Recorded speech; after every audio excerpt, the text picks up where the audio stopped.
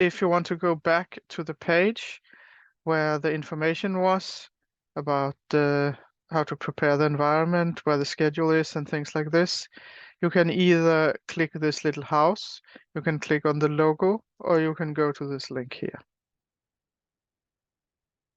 So what is Linux? Most of the commands you learn in this course, I would like to say, is agnostic. It will work on any Linux or Unix-like system. It will also work on Mac OS as it's a Unix-like system.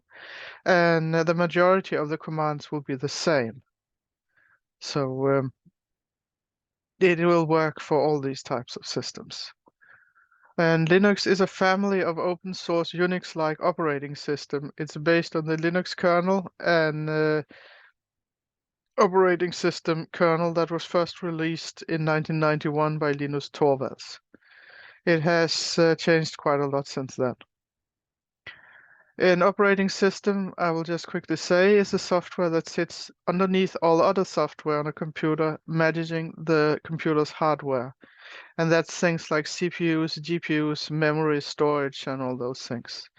And it takes care of connections between you and the other software and the hardware.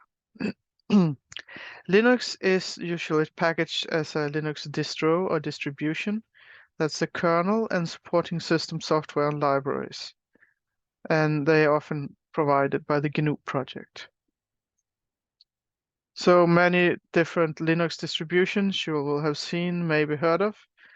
And this is not really important for this course, but there are many different ones. And many of those are free and open source. There are also commercial ones.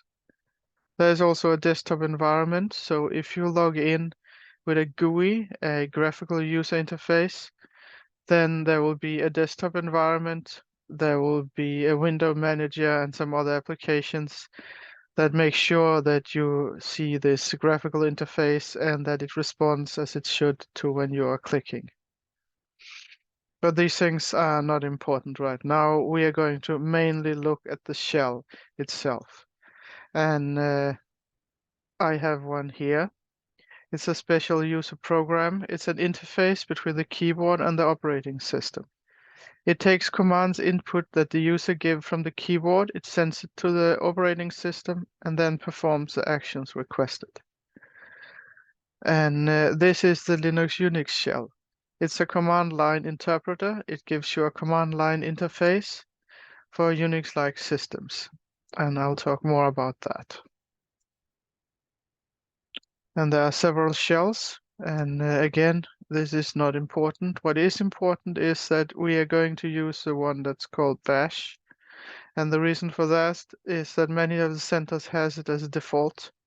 There are several reasons. I mean, it's good for scripting, but it's also compatible with Slurm. And Slurm is a batch scheduler used at most centers. And that's used when you submit jobs. That's not important now, but that is a reason for having this specific shell. In any case, most of the material will work for any shell, but there are some that are specific. And that means I want to say that we are using bash for this course. So why would you want to use Linux or Unix? Why do you want to use the shell? Well, it has existed for a very long time. So maybe you felt it was outdated, but you could also say that it's been used for a long time because it's very handy.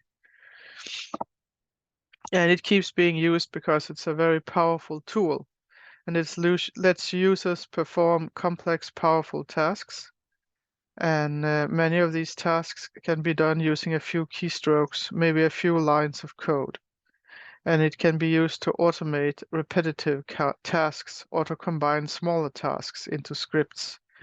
And that means you can be more effective and work faster when you don't have to sit and, for instance, make changes to every one of 1,000 files. You can instead just run a small script that is just changing all of them.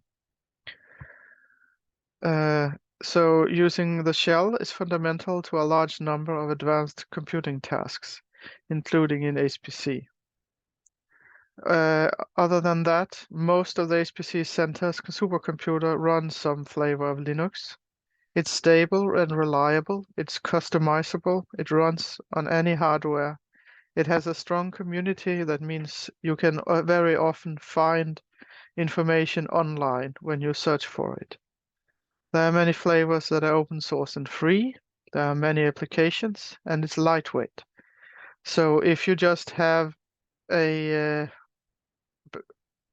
laptop or something and you want to connect to some other system and run something, you don't have a strong bandwidth or whatever, then you can still run a shell at that other system and get a lot of things done without it slowing down your laptop either.